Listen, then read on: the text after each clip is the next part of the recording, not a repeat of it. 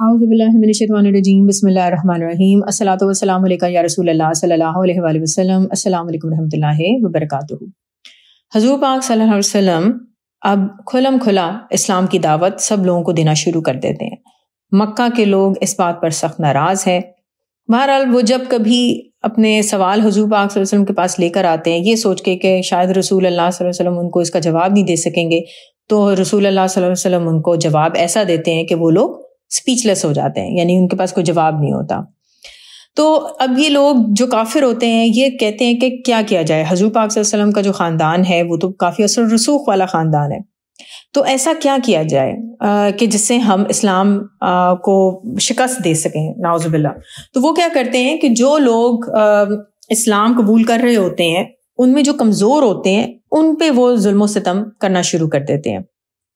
اب آپ اس میں دیکھیں کہ وہاں مکہ میں ایک بندہ تھا جس کا نام ہے عبداللہ بن جدعان. تو عبداللہ بن جدعان کے پاس ایک غلام موجود ہے، اور یہ غلام جو ہے ایک تو غلام ٹھیک ہے، اوپر سے یہ مکہ سے ان کا تعلق نہیں تھا ان غلام کا، اور پھر یہ سیاہ بھی تھے یعنی کہ بلیک تھے. تو ان کو ان کے کالے رنگ کی وجہ سے آپ سمجھیں کہ اور بھی کمزور ایک طرح کا جانا جاتا تھا. اب ان غلام تک جب اسلام کے متعلق کچھ معلومات پہنچتی ہے تو یہ فوراً ایمان لے آتے ہیں اللہ تعالیٰ کی وحدانیت پہ. اور خیر یہ اپنے اسلام لانے کے بعد جو ہے وہ کسی سے شیئر نہیں کرتے. تو ایک دن یہ غلام خانہ کعبہ کا طواف کر رہے ہوتے ہیں، تو وہاں پہ بتوں کو دیکھ کے ان کی زبان سے نکلتا ہے کہ جو بھی تمہاری عبادت کرے گا نا وہ ناکام اور نقصان والا ہوگا. ان کے یہ الفاظ کچھ لوگ سن لیتے ہیں اور وہ عبداللہ بن جدعان کو جا کر یہ بات بتاتے ہیں. تو عبداللہ بن جدعان کو معلوم ہو جاتا ہے کہ میرے غلام نے اسلام قبول کر لیا ہے. وہ ان کو کہتے ہیں کہ تم یہ دین چھوڑ دو. تو غلام جو ہوتے ہیں وہ یہ بات ماننے سے انکار کر دیتے ہیں. تو عبداللہ بن جدعان اس بات کا بدلہ اس طرح لیتا ہے کہ مکہ کا ایک اور سردار ہوتا ہے امیہ بن خلف، وہ اس معاملے میں بڑا مشہور ہوتا ہے کہ وہ اپنے غلاموں پر بے انتہا ظلم کرتا ہے، اور یعنی کہ اس کے ظلم کی داستانیں مشہور تھیں. تو عبداللہ بن جدعان کیا کرتے ہیں کہ اپنے غلام کو امیہ بن خلف کے حوالے کر دیتے ہیں کہ وہ ان پہ ظلم و ستم کرے اور انہیں اسلام سے پیچھے کرے. اور امیہ بن خلف تو حضور پاک صلی اللہ علیہ وسلم کا ویسے ہی دشمن بنا ہوتا ہے. اس کو جب یہ معلوم ہوتی ہے بات کہ ایک تو غلام کالا اوپر سے اسلام لے آیا ہے حضور پاک صلی اللہ علیہ وسلم کی دعوت پہ، وہ ان کے ساتھ بہت ظلم والا سلوک کرتا ہے. کبھی ان کے گلے میں رسی باندھ کر لڑکوں کے حوالے کر دیتا ہے کہ ان کو گلیوں میں گھسیٹو، کبھی ان کو گرم ریت پر لٹا کر ان کے سینے پہ پتھر رکھ دینا. اور یہ سب ظلم اور ستم ان کو بھوکا اور پیاسا رکھ کے کیے جاتے تھے. اس تمام ظلم اور ستم کے جواب میں ان غلام کی زبان پر صرف ایک لفظ آتا تھا، احدن احدن، یعنی اللہ تعالیٰ ایک ہے. اور وہ یہی کہتا تھا کہ میں جو جھوٹے بت ہیں، جو جھوٹے خدا ہیں، میں ان کو نہیں مانتا. کہا جاتا ہے کہ ایک دفعہ حضور صلی اللہ علیہ وسلم کا ذکر ہوا ان غلام کے پاس سے، تو وہ احدن احدن پکار رہے تھے. تو حضور پاک صلی اللہ علیہ وسلم نے دیکھ کر ان کو کہا کہ تم جس رب کا نعرہ لگا رہے ہو وہی تمہیں اس عذاب سے نجات دے گا. بہرحال یوں ہی ان غلام کے اوپر اس طرح ظلم و ستم کا سلسلہ جاری تھا، اور کوئی بھی آگے نہیں بڑھ رہا تھا ان کی مدد کرنے کے لیے. ایک دفعہ کیا ہوتا ہے کہ حضرت ابوبکر صدیق رضی اللہ عنہ کا گزر ہوتا ہے اس وقت کہ جب غلام پہ ظلم ہو رہا ہوتا ہے. اس وقت انہوں نے غلام کو شدید گرم زمین پہ لٹایا ہوتا ہے، اور ایسی حالت ہوتی ہے کہ کوئی دیکھ کے یہ نہیں کہہ سکتا تھا کہ یہ زندہ ہیں کہ مر گئے ہیں. تو حضرت ابوبکر صدیق رضی اللہ عنہ امیہ سے کہتے ہیں کہ تمہیں اللہ سے ڈر نہیں آتا، تم کب تک اس مظلوم پر ظلم کرتے رہو گے؟ تو امیہ کہتا ہے کہ تم اسے کیوں خراب کر رہے ہو؟ تم ہی نے یقیناً اس کو بے دین کیا ہے، اگر تم اس پہ ترس آتا ہے تو تم اس کو آزاد کرا دو. حضرت ابوبکر صدیق رضی اللہ عنہ ایک بھی لمحے کی تاخیر نہیں کرتے اور کہتے ہیں کہ میں اسے خریدنے کو تیار ہوں.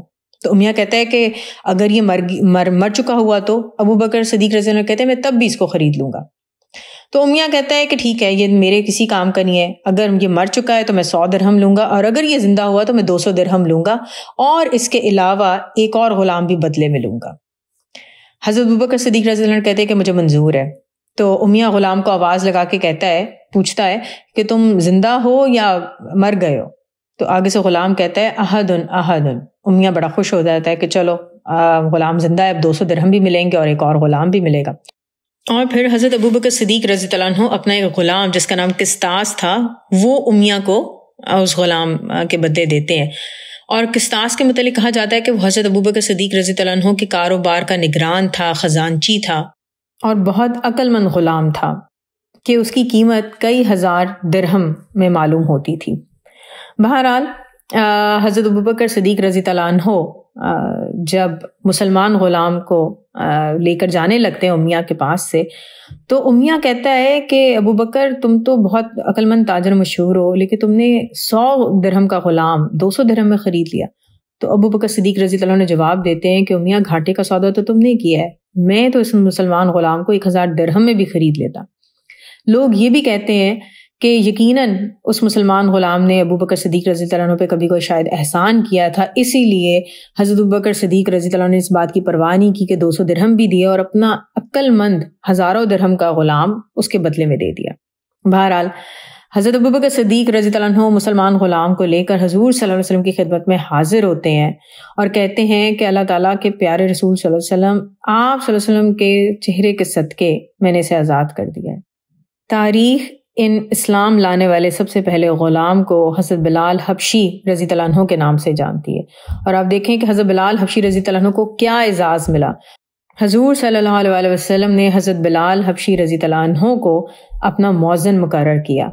حضرت بلال رضی اللہ عنہ کے اس خوبصورت انعام کو دیکھ کر بہت سارے غلام اور کنیز اسلام لانے لگے، کیونکہ انہیں معلوم تھا کہ اسلام ہی واحد وہ مذہب ہے کہ جو انہیں غلامی سے نجات دے گا. حضرت بلال رضی اللہ عنہ کو مدینہ شریف ہجرت کے بعد بیت المال کا خزانچی بھی مقرر کیا گیا تھا. اللہ تعالیٰ ہم سب کو وہ مسلمان بننے کی توفیق عطا کریں کہ حضور پاک صلی اللہ علیہ وسلم کو ہمارے اپنے امتی ہونے پر فخر محسوس ہو. آمین ثم آمین.